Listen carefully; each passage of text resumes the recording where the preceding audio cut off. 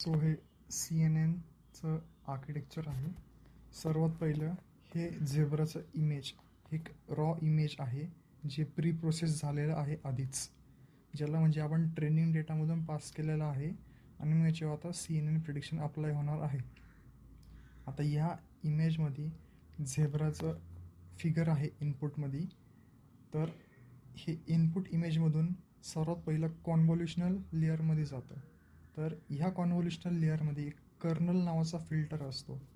हे कर्नल एक filter matrix फॉर्ममध्ये असतं, जे इमेजवर फिरवलं ना आपण की मग तिथं तो इमेजचा जो पार्ट तो एक मॅट्रिक्स फॉर्ममध्ये म्हणजे बायनरी फॉर्ममध्ये त्याला कन्व्हर्जन होतं. असं ते फिल्टर म्हणजे ते कर्नल पूर्ण इमेजवर फिरवून त्याला एक इमेज क्रिएट केली जाते आणि त्या क्रिएट झालेल्या इमेजला आपण फीचर मॅप म्हणतो. आता ह्या फीचर मॅपला अजून एक फंक्शन म्हणजे रेलू, रेक्टिफाईड लिनियर युनिट, इथे खालती दिला आहे convolutional plus ReLU, RELU, rectified linear unit. तर हे रेक्टिफाईड लिनियर युनिट नॉन लिनियरिटीसाठी यूज केलं जातं.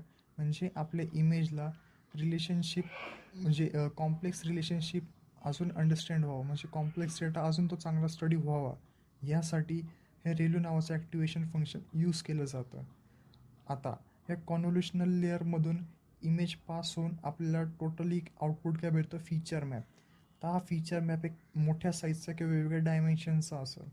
त्या वेगवेगळ्या डायमेन्शन्सला आपल्याला पुढं पास करावं लागतं त्या फीचर मॅपला पुलिंग लेअरमध्ये. तर पुलिंग लेअर काय करते, ह्या सगळ्यांचं एका म्हणजे साईज कंप्रेस करते किंवा डायमेन्शन्स रिड्यूस करून त्याला एका असं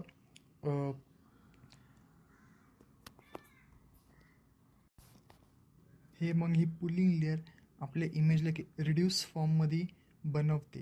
मग ह्या इमेजला आपण फीचर मॅपच म्हणतो. आणि हे टोटल पुलिंग कॉन्व्होल्युशन हे कंटिन्यू होत राहतं जोपर्यंत आपल्याला एक कंप्रेस्ड आणि कसं चांगलं प्री प्रोसेस्ड इमेज भेटत नाही आउटपुट लेअरसाठी. तर हे पुलिंग लेअरपर्यंत काम झालं. त्यानंतर येतं फ्लॅटन लेअर. आता आपण आपलं जे फीचर मॅप क्रिएट झालं कॉन्व्होल्युशनल पुलिंग लेअरमधून टोटल पास होऊन, तर ते 2x2 मॅट्रिक्स फॉर्ममध्ये असतं. आपला मॅट्रिक्स कसा असतो, 2x2 फॉर्ममध्ये असतो. त्याला आपण 2D ॲरे पण म्हणतो, 2 डायमेन्शनल ॲरे किंवा 2 डायमेन्शनल मॅट्रिक्स. तर ह्या 2 डायमेन्शनलचं 1 डायमेन्शनलमध्ये कन्व्हर्जन होतं या फ्लॅटन लेअरमध्ये.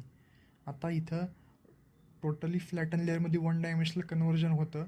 तर या कन्व्हर्जनचा उपयोग कसा असतो की हे याचा पुढं कन्व्हर्जन न्यूरॉन्समध्ये होतं आणि त्या न्यूरॉन्सचं पुढं डॉट फॉर्ममध्ये जॉईन करून त्याला फुल्ली कनेक्टेड लेअरमध्ये यूज केलं जातं सगळे पॉईंट्स मॅच व्हायला. तर या फ्लॅटन लेअरमध्ये 1D कन्व्हर्जन झालं की फुल्ली कनेक्टेड लेअरमध्ये ते पुढं पास केलं जातं आणि फुल्ली कनेक्टेड लेअरमध्ये सगळे न्यूरॉन्स एकामेकाला जोडले जातात पूर्ण आउटपुट यायला एकत्र.